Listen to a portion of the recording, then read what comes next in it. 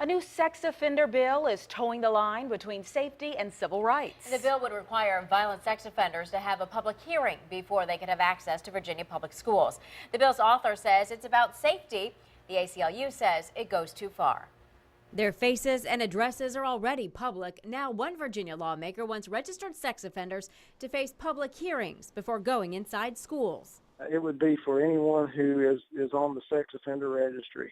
Delegate Jeff Campbell's legislation, House Bill 1366, will require the sex offender to pay for a newspaper ad publicizing their personal court hearing. It would run once a week for 2 weeks. Then anyone in the public could come testify against them. This public hearing is simply an invitation for an angry mob to gather at a school and get in the way of a parent's right to be involved in the education of his or her child. ACLU Executive Director Claire Gastiñaga says there is no real proof that registries and restrictions like this keep kids safer. Let's be clear, this bill's most onerous and most direct impact is on parents with kids in the school who want to go and meet with the kids' teachers.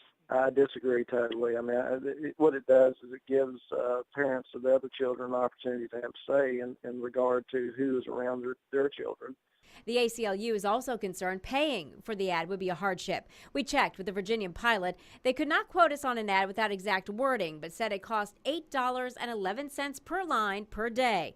An acceptable amount, says Delegate Campbell. It's the public's right to know who is around their children and to have a say in whether they agree to that or not trumps that individual's right to free access in school.